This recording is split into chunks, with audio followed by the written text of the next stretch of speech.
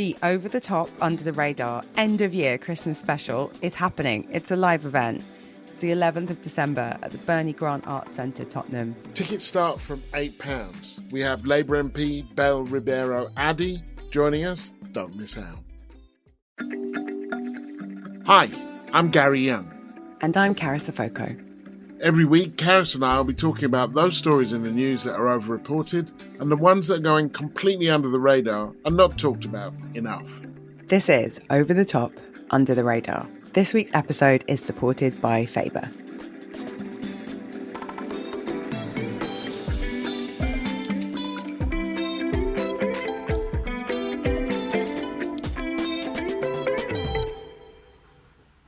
So, Carys, how you doing? Good. I've been seeing a lot of films. We're in Oscar season or like pre-Oscar season, so I've been hitting the cinema. Have you seen anything good? Oh, yeah. So, I mean, first thing, you got to watch Gladiator. Denzel Washington is just, he's chef's kiss, Gary. He's hamming it up, wearing these giant sort of brocadey costumes. He's got gold hoop earrings. It's excellent. So we'd recommend Gladiator. And then Anura, which is a bit more indie.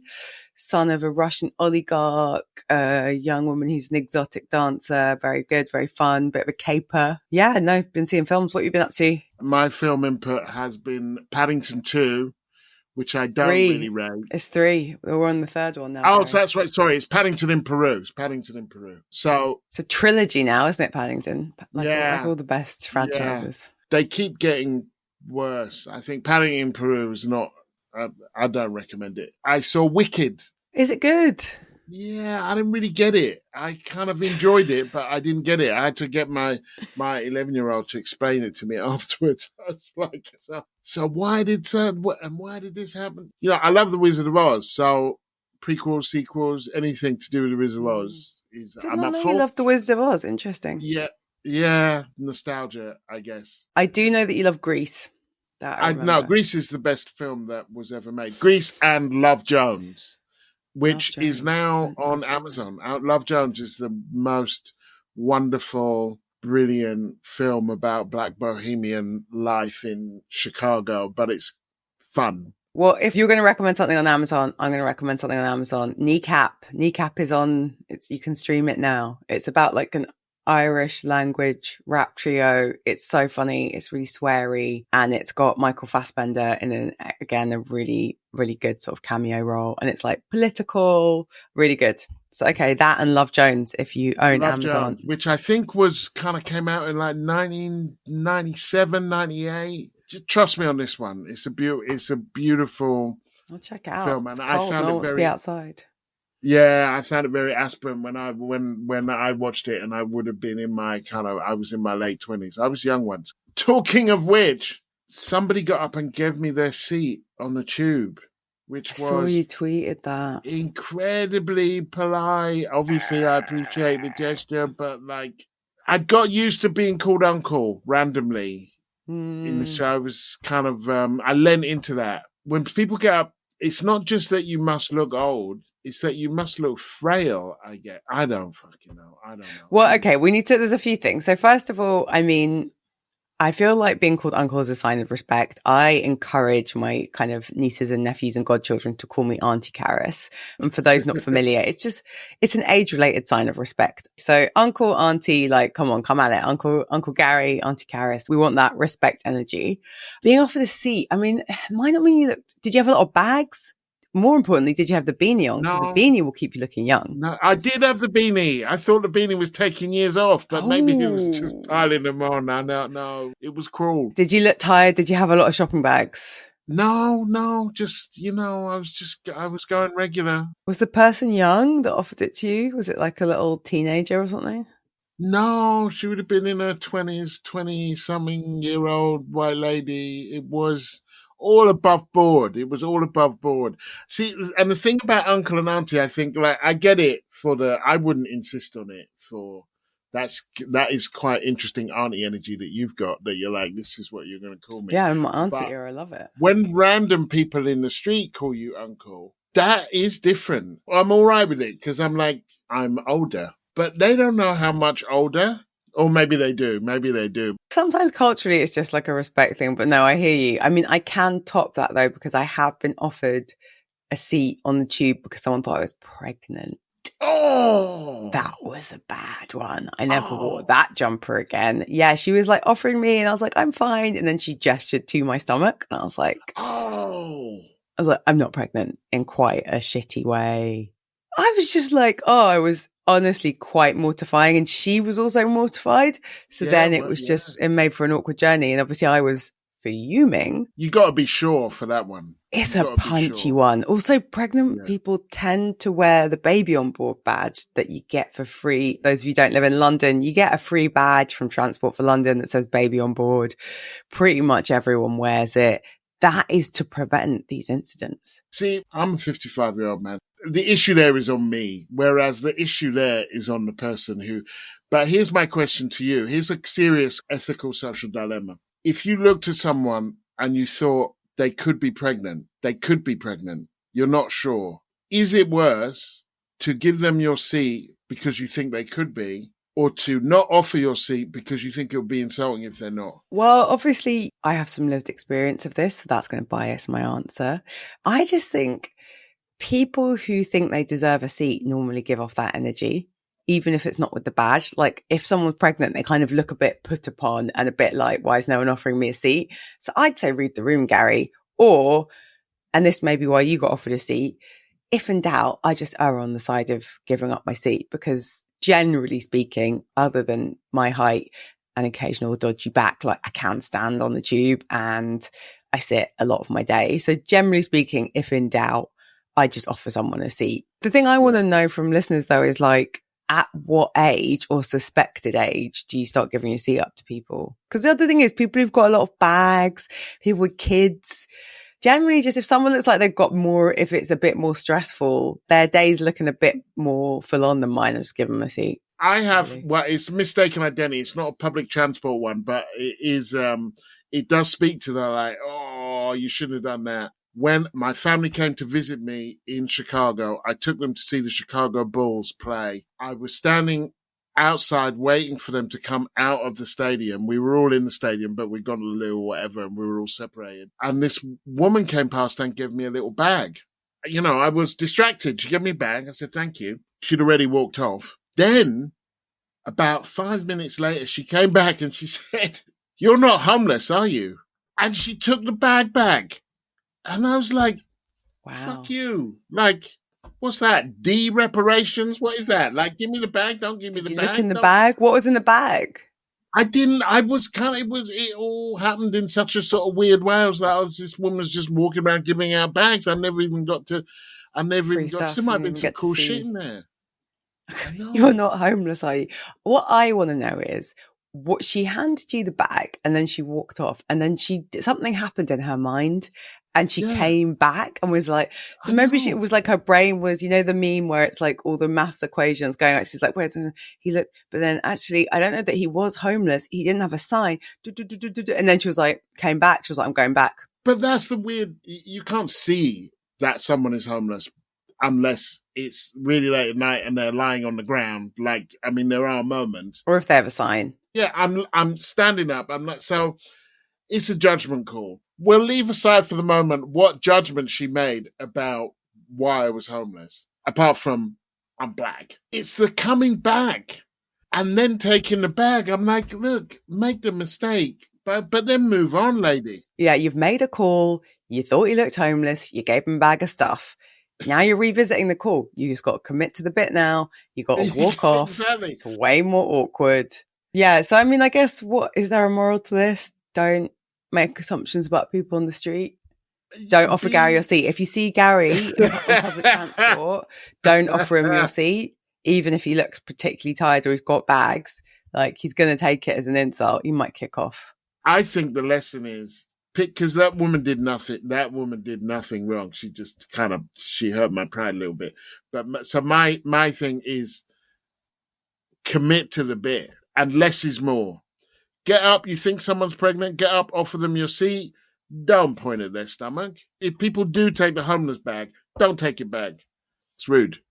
Do you want to know what was in that bag, though? Yeah. Isn't there that phrase, like, I got my bag? Secure the bag is the phrase. Secure the bag. Well, Not I got my bag. Although I do like I got my bag. We've got some social media chat. I can't speak. I got my bag. Rachel Shabby on X got in touch and said, do yourselves a favour and tune into the Over Under pod with Gary Young and Carys and Gary. It's the politics podcast you need now more than ever. And while so much of the rest is garbage. Thanks, Rachel. And then Jim Reginald replied saying, the best. I put all else aside. Lay down and listen. Always revelatory. That's so nice. Oh, love Jim and Rachel. You can find us all over socials, be it Instagram, TikTok, YouTube, Facebook, or X, and I think Blue Sky now. Yeah, I'm on Blue Sky now. Are you? Yeah, I'm out here. I haven't actually really posted, but I'm there lurking. It's a lot of people who seem to be left-wing in like libraries.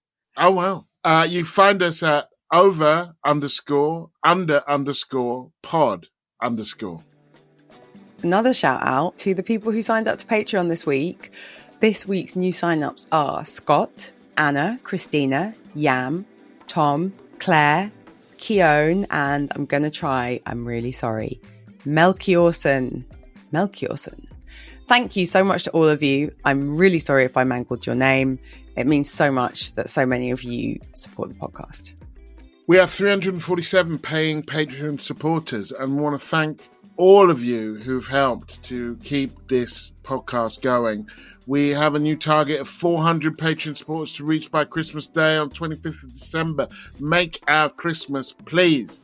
Put your money where your ears are. Support us. If you like what we do, the only way that we can keep going is with your support. Packages start at just £5 a month. So if you want to keep the show going, access our weekly bonus episodes, the weekly newsletter, exclusive, fabulous Over Under WhatsApp community, very active WhatsApp community. Search Over the Top, Under the Radar on Patreon, and please back us.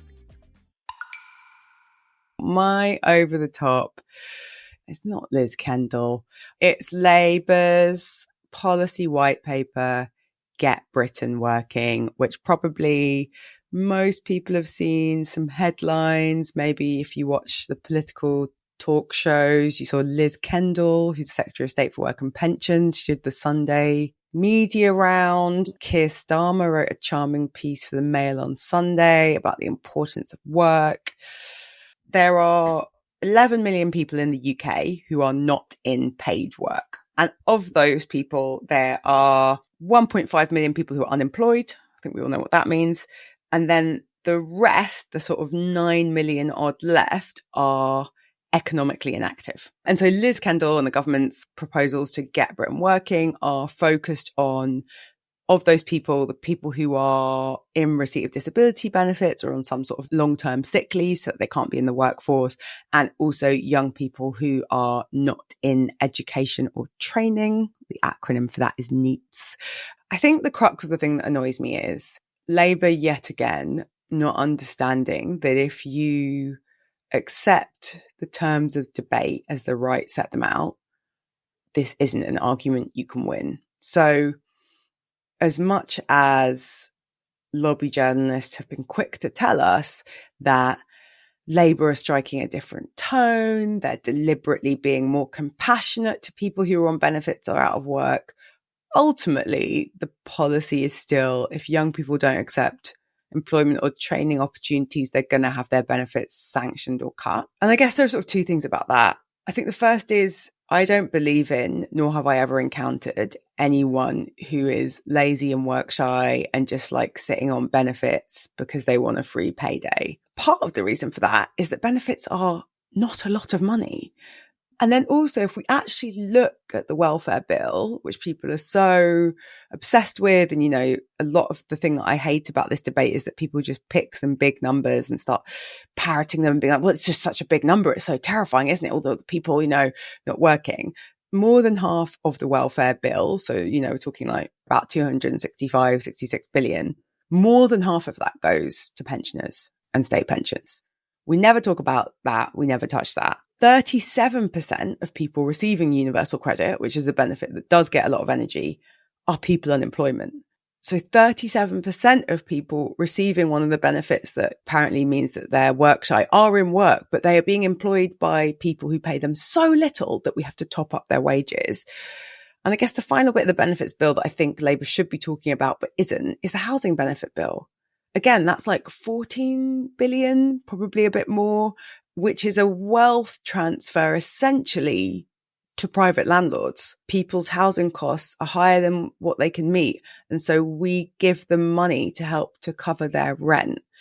And I just think that whilst it is a tragedy for young people who are at home, they're not working, they're not studying, and especially, if they have mental health problems or physical health problems that mean that they can't get pathways into work or study, we obviously need to be helping and supporting them. Government data does support the idea there are more people who want a job than are unemployed. So, 1.9 million people say they want a job. There are 1.5 million people unemployed. There are hundreds of thousands, if not more, people who can't access labour markets, maybe have needs that can't be accommodated by employers. These things are all important. But they aren't costing as much as the media and politicians suggest. And they aren't the cornerstone of what is making the benefits bill big and what we need to do to drive economic growth. So yeah, I'm just a bit over it. And I think it's a bit disappointing to see Labour just playing into right-wing tropes around welfare. Yeah, it's a good one. And I mean, it's not good that they're doing it, but it's a good over the top, because I've seen this with some concern. Liz Kendall, who with the backing of basically the entire New Labour machine couldn't get anywhere in her race against Corbyn. She's accepting a whole load of right-wing welfare there. Well, fun fact, Morgan McSweeney, now Chief of Staff, was her campaign manager. Oh, really? So he's really good at his job then. They punch down regularly. I'm a socialist. And in a socialist society, you would want everyone who can be to be somewhat productive. We have to change what we mean by productive. That could be art, and to contribute what they can. And that I don't think that's a bad thing. And I think that most people, for their lives to have value, need to feel that they are contributing something and are doing something. But that something can be caring for an elderly person. A huge chunk of people who are economically inactive are caring, either for elderly people, children, loved ones. Compared to other OECD countries, it looks like we've got more people who are still on long-term sick and haven't gone back to work since COVID. But in a lot of other countries, there was a huge growth in people on long-term sick, and the rate of return to the workplace is a bit lower in the UK. Again, a bit, we're talking about hundreds of thousands of people, but there's an OBR paper on their website, Office of Budget Responsibility, that suggests that might be about the cost of childcare and dynamics around carers in our country. So yeah, I think it is worth pointing out that economically inactive does not mean people aren't working every day, or they're not being productive, or they're not contributing to society. And the one thing I would add is particularly the way that it stigmatizes people with disabilities. Yeah, the thing that kind of jumped out to me when I was reading up on this is that Joseph Rowntree Foundation said that a quarter of adults who are on health-related universal credit or employment support allowance, a quarter of them have used a food bank in the last year, and a third say that they're not able to keep their house warm. So people in receipt of disability benefits, because there are a lot of costs associated with having a disability, are really at the hard edge of this and are facing an increased risk of poverty. And yet again, they're the people that we're punching down on. So yeah. What's your under the radar? There's a petition afoot. And this is one of those stories where I went backwards and forwards on this, because in some worlds, this is all they're talking about. But I get the feeling that in other worlds, it hasn't really landed. It's landing in the mainstream in quite a big way. So excuse me, listeners, if you're like, well, that's not under the radar. But this is... what's the petition? What's the petition? The petition is basically to have a do-over, to have a general election and get Keir Starmer out. Which you think, didn't we just have an election Wait, it's a petition for a general election? Petition saying Keir Starmer's got to go.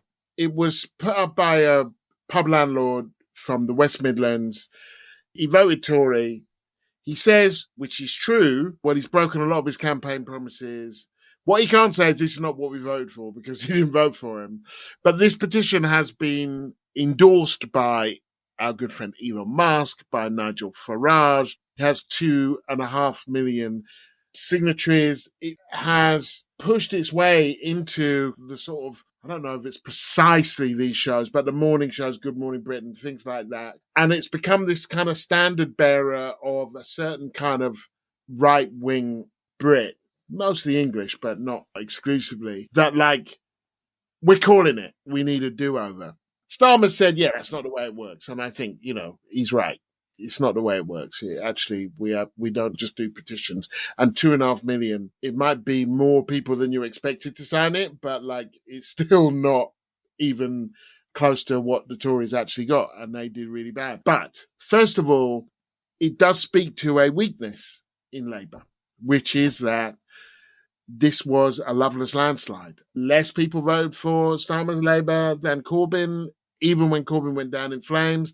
This is not an argument in this moment I'm making about Corbyn, but it's about the thinness of the mandate that Labour has, and therefore its need to actually build its legitimacy. So I do think that there is a legitimacy problem, even if it's not that the way that our electoral system is set up, you can have a massive majority with as few votes as they have. It's incredibly distorted. The second issue, I think, and it does speak to a weakness among Liberals, is the people who are saying, well, that's not how this works. A lot of them are the same people who absolutely vociferously campaigned for a second referendum on Brexit and were like, well, they got it wrong, so we're going to do it again. I have to confess, right towards the end, I reluctantly did back a second referendum because my feeling was the British state was incapable of do you remember when there were all those votes and you couldn't get a majority for anything? And I was like, look, this is hopeless.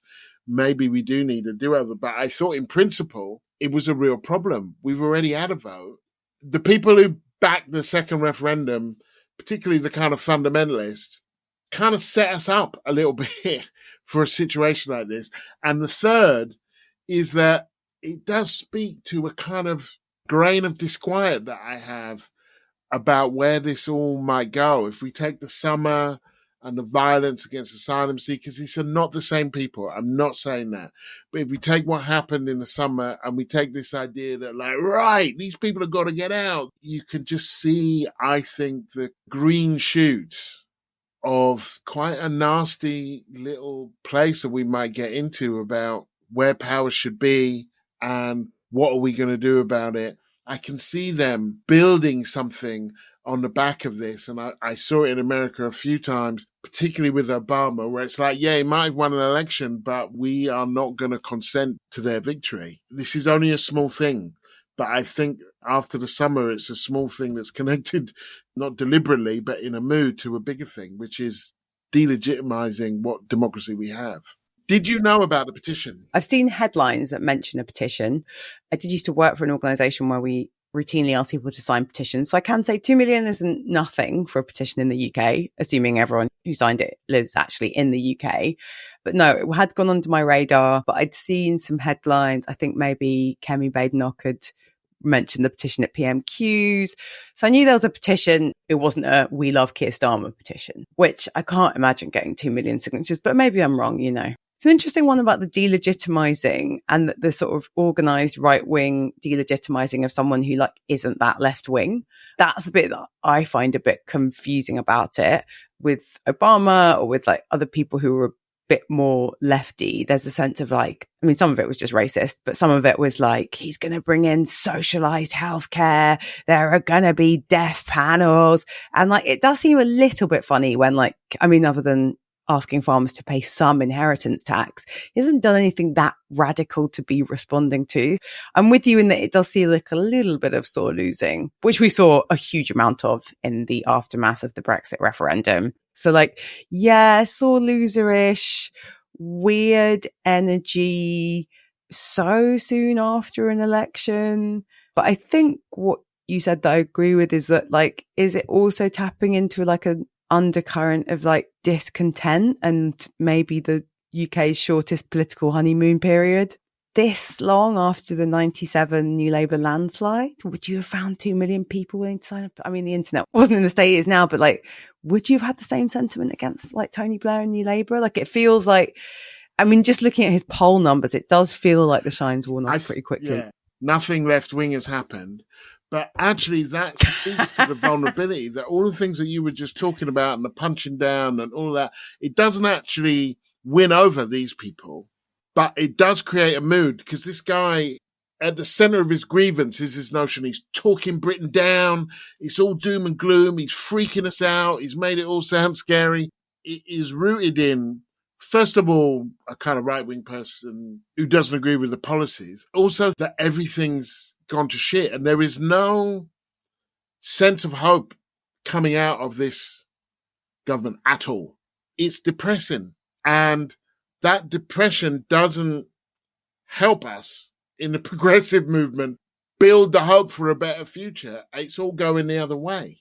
Yeah, it's like they're going to come at you whatever you do. So like, you may as well be doing something worthwhile, right? You may as well be using the power that you've got to make real change, because they're going to poke at you either way. And no number of op-eds in the Mail on Sunday talking about how you used to break rocks when you were 14 for money, it's Keir Starmer's first job, is gonna change their minds about you. Yeah, I'm not gonna sign the petition though. You surprised me. Gary, we're going to talk about your books. There are two that I have in mind. Dispatches from the Diaspora, that came out pretty recently, and then the other from a couple of years ago, Another Day in the Death of America. And yeah, I wanted to talk about the inspiration behind both of them. Yeah, so the inspiration behind Dispatches from the Diaspora, which is a collection of pieces from my journalistic career, and that covers everything from my reporting of the first election in South Africa in 1994, where I followed Mandela around, weirdly managed to stumble into his entourage, to Hurricane Katrina, interview with Stormzy, Black Lives Matter, interview with Angela Davis. And most importantly, you got drunk with Maya Angelou, and you write about that in the book, which is, I mean, come on. And then Another Day in the Death of America. It's funny, it's a similar device, but it's really, I don't know if you call it a polemic, but it's much more, it takes one issue, which a lot of us read about or hear about, which is gun crime in America, and it looks at the edges of the different ways that gun crime in America impacts people. For that one, I took one day at random and then looked at all of the kids who had been shot dead that day in America. It's not, an easy read, but it is, I think it does really honour the children and their families. And we've got a special offer today for the Over the Top, Under the Radar listeners. So if you want to gift one of Gary's books, then you can get 30% off right now, thanks to Faber. If you go to faber.co.uk/author/Gary-Young. And you have a special code, podcast30, that you just use at checkout, and you'll get 30% off your books, which is a very good deal. So that's podcast30 for 30% off. faber.co.uk/author/Gary-Young. Remember, Young's got an E. A thoughtful gift that won't break the bank. What's not to love? My under the radar is the Irish election. Why bother with an election? Why don't they just have a petition? They might have one of those too. We don't know. Main backstory is election's been called. It's been a 2-week campaign. People might remember the last election in 2020 was where Sinn Féin had a huge breakout success, won the second highest number of TDs. They weren't even standing in every constituency, but like had this big shock victory, and everyone was like, oh my gosh, Sinn Féin, could there be United Ireland? Very, very dramatic. This time, Sinn Féin is standing more candidates. The current government is Fine Gael, Fianna Fáil, and the Green Party. So the two sort of centrist right-wing parties that tend to alternate power, teamed together, refused to do a deal with Sinn Féin. They've said they won't do a deal with Sinn Féin this time either, with the Green MPs to form an election. So I think interesting things about the Irish election. One is that Sinn Féin, who were on this real high in 2020, Mary Lou McDonald, who's the kind of charismatic leader, was seen as the Taoiseach in waiting. And, you know, Sinn Féin had this more left-wing agenda when they stood in 2020. People I spoke to say, you know, they're still centre-left, but on things like migration, they wouldn't say that they've got very left-wing politics. So I think interesting thing is Sinn Féin, who came out of the last election on a real high, have seen a massive decline in their poll numbers. The current Taoiseach had a bit of a Gordon Brown, Gillian Duffy moment where he had a sort of confrontation with a care worker who said afterwards that she was sort of in floods of tears. And then the other thing, which is very different to our politics and to a lot of the politics we're seeing in like Western democracies, is there isn't a single party for the far right, anti-migrant, fascisty vote. There isn't like a Nigel Farage or Donald Trump. So what you see instead is lots of left-wing parties or parties of the left, Sinn Féin, depending on what you think. There's a Green Party, there's a Labour Party, there's a Social Democratic Party, there's a People Over Profit Party. And then on the right, there's this sort of national alliance. But what you tend to get is these independent candidates that represent the far right. And then, you know, you've got like the National Party, Ireland First, Irish People. The reason I think that's interesting and relevant is that I think that so far that's meant the far right have been less powerful. But B, I think it has seen then far right sentiment creeping into other parties. So I don't know if people remember, but we're now on the anniversary of the Dublin riots, which were not dissimilar to the unrest we saw in August of this year. 3 young children were killed, and there was a huge swell in anti-immigrant sentiment and a lot of misinformation online about why the children had been killed and that basically immigrants and asylum seekers were to blame, and there were riots in Dublin. So yeah, it's a big election. It's an important election. I think the riots and the way that immigration got pushed onto the agenda is like part of a broader trend that we're seeing in lots of places. And then one thing I think is different in Ireland that is really great is that housing is a huge, huge issue. That's not great. Huge issues with homelessness and like sky high rents. But all of the parties are competing on how many homes they're going to build. And all of them believe that social housing is part of the solution. That's my kind of potted summary of what's going on in Ireland. I'm sure those listening who live in Ireland, are Irish, might have other thoughts. Please write in and tell us. But yeah, I think it's a weird one to not be talking about, given the relationship we have with Ireland. And it's probably not likely because of coalition politics. But there is a world in which you could have the Irish Taoiseach, equivalent of Prime Minister, could be from Sinn Féin, and then we'd have a First Minister in Northern Ireland who was also from Sinn Féin, which would be historic. Don't think it's likely to happen, but it could happen. Yeah. I mean, it's generally interesting, I think, the way that Britain doesn't relate to Ireland. Do you know what I mean? Given how long the war went on, given that there's still 6 counties that Britain took and won't return, and that, you know, if there was a referendum, I assume that those 6 counties would vote to stay. I don't know. And they call it Ulster, but it's not Ulster because Ulster is 9 counties and Britain only kept the 6 counties that would have a pro-British majority in and so on. So the degree of I'm always intrigued by the degree of ignorance that there is towards Ireland, given the amount of violence, military control and resources that the country poured in over the years to actually control the place. It's kind of like, would you not want to know what you're stealing? Would you not want to know more about it? Because I go quite a lot, I've seen, first of all, and I mentioned this in an earlier podcast, the kind of rise of the right in Ireland, which is a kind of weird thing for Ireland of all places to rise up around immigration, given how many more people there are who are Irish, who live outside of Ireland or who are eligible for Irish citizenship, who live outside of Ireland rather than inside of Ireland. It's still a migrant country. I don't think there is anyone on the island of Ireland who doesn't have quite immediate connections to someone who is an immigrant. And as I said on an earlier podcast, Ireland has less people in it now than it did before the famine. I don't think there was any other Western country that could say that there are still less people in it than there were in the kind of mid-19th century. And so when they run on campaigns saying Ireland is full, it's like, Well, it's not, is it? Don't be silly. And I know or I hear from family members that Sinn Féin, they got their eye on the prize, that they could be a party of government. The only reason that they're probably not a party of government is because they didn't stand enough candidates at the last election because they surprised themselves. And they've started talking out of both sides of their mouth.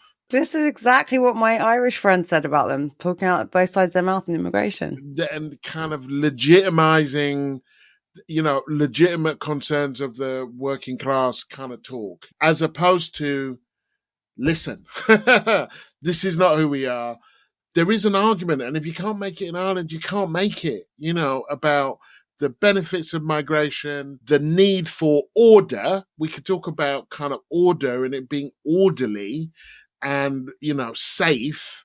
My experience of being in Ireland as a black person, it used to be that you were kind of somewhat anomalous, a bit of a curiosity. Johnny, what you know? This man's come all the way from Africa for a pint of Guinness and you'll not be serving him. I remember somebody actually saying that about me while I was in a pub waiting for a drink. I'd come from Africa for a pint of Guinness. Will you serve this man?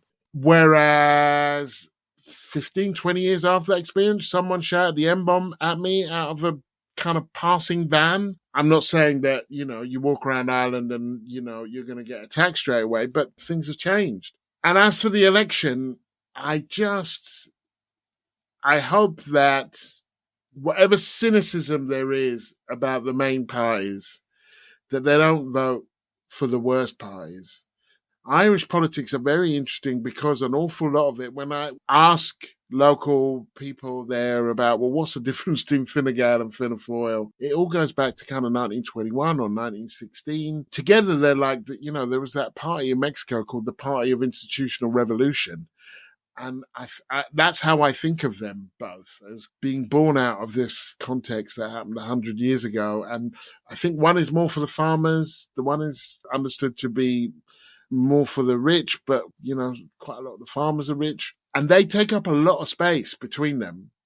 And then there are these Sinn Féin, which has always been there, but was never really particularly kind of strong in the South. And then, Labour and Green and so on.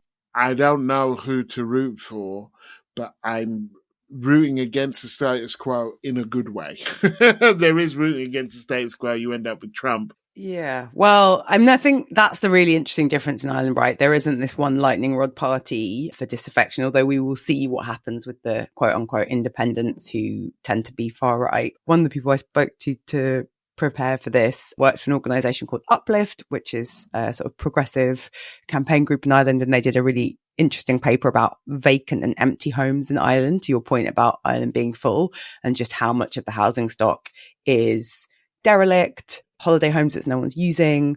And I think the interesting thing is there are these similarities in our politics with Ireland, but also really stark differences. But one of the things that the person from Uplift said, she was like, the real work for activists begins once the programme for government is agreed, because unlike in the UK where, we had our vote, Keir Starmer won, huge majority, there's nothing for us to do, but he's sort of got a winner takes all mandate. Once the votes are counted and we know how many TDs everyone's got, it's then who can do what deal and what are they promising. I think it will be interesting to see who prevails and what prevails. Okay, Gary. So lots going on at the moment. Tell me, what do you think has been over the top in the news? I want to start, because we record on a Thursday, by wishing a very happy Thanksgiving to all of those in the United States, or all of those Americans, if you celebrate elsewhere, for your Thanksgiving. And this, over the top, is Thanksgiving related. Because it's Thanksgiving in America, that makes tomorrow Black Friday. Now, Black Friday, it is a, national civic thing. It is also a commercial thing. And that is what I find annoying. Not for the Americans, because you have Thanksgiving, and then the Friday is the first day after Thanksgiving. It's a big shopping day, lots of reductions and so on and so forth. But why do we have Black Friday? We are sold Black Friday as an idea. Where did that come from? And why do we need it? Black Friday is related. It's like having Boxing Day in Iran. Do you know what I mean? When most people aren't celebrating Christmas. It's an entire US import. It came in more or less through the online world, but now, like, I think Aldi were the first to kind of market at a certain point, and now we all do it, or at least it's in all of our lives. We don't need more reasons to shop, and we don't need more consumables. So I've got to be in my bonnet. And I think it's not part of the regular story world of being over the top, but it's a thing that has become a phenomenon in the country. I think we've gone over the top with it. I would like to hear less about Black Friday. In the words of the detractors of the Black Lives Matter movement, all Fridays matter, not just Black Friday. So obviously the short answer to why do we all celebrate Black Friday is capitalism. It's globalizing nature and desire to make us all buy stuff. I'm with you on that. It is part of this bigger trend of like everything seasonal gets branded. For me, the worst is Amazon Prime Day because it's a holiday associated with one company. And I mean, a terrible one at that. However, Gary, I bloody love a bargain. So it's hard for me, as much as I believe that, our society is an unjust one. I think that there's a lot of pressure to consume and to buy. Something in me loves saving money and like getting a deal. And I would be a liar if I pretended I had not already partaken in Black Friday, because part of the thing with the Black Friday is it actually begins way before the Friday. I think the history is presumably you would have been in America for this when we shopped less online, was like a bit like the Boxing Day sales, right? It's like been a big public holiday. The next day you're all queuing outside shops, and it makes sense because like they discount a TV, but then you're going to buy loads of other crap because you're in the shop. But I think now it's just a sort of like a sale, an extended sale period. Where I'm with you is I think a lot of it is scams. I'm not sure how much money we're actually saving. It's scammy, but I'm trying to buy things that I need that I've been delaying. Basically, I've been delaying buying these hoop earrings from this shop because I was like, I think the shop does a Black Friday sale. Basically, I have a problem. I don't know that the listeners need to know this. I have a problem in that I like to wear gold hoop earrings and I lose them all the time. And then I look like a pirate, to quote someone I dated. And then obviously you can't really wear mismatched hoops. And then I'm a bit cheap about it. So I'm like, I don't want to be replacing. I'm just losing them all the time. Anyway, as you know, I went on holiday to Italy in September. My latest set of hoops were a casualty to the sea, which I've learned from that. Okay, no one write in. I'm not going to go swimming in like choppy seas with my hoops in again. And do you know what, Gary? Actually, I do feel good about this. So that was in September, and I was like, I have no matching hoops. So I've had bare ears until November because I knew that the jewelry shop that I wanted to get the earrings from did a Black Friday sale. So I went for 2 months without earrings in order to get this discount. I don't know what to say. It's quite rare that I'm speechless. I'm glad for you and your earrings. And, if the men you are dating are calling you a pirate, I mean, I'm assuming that is affectionate in some We're no way. longer dating, so I think it was just a word associate. I think he saw one gold hoop earring, and I mean, who can blame him? It's piratey, isn't it? I'm here for you. Thanks, friend. But you're not here for me buying earrings, waiting 2 months. I don't think that's overconsumption. I think that's smart consumption. Look, I'm just going to own it. I'm a pretty styleless man. Gary. It's true. He of the beanie. And when I hear it a lot because I've got an 11-year-old daughter, but I need it. And I'm like, do you need it? That it's a reflex, which is why I can hear myself doing it. I can hear the Caribbean father, actually, not that I had one present in the house, but the Caribbean father shopsing their teeth and moaning because they want to watch the cricket. That's what I hear. Thanks for listening to Over the Top, Under the Radar. Remember to like, subscribe, and leave a review wherever you get your podcasts. We'd like to thank Faber for supporting this episode. If you want to support the show, you can find us by searching Over the Top, Under the Radar on the Patreon website. You can sign up to our newsletter at overunderpod.com. You can connect with us on social media at over_under_pod_.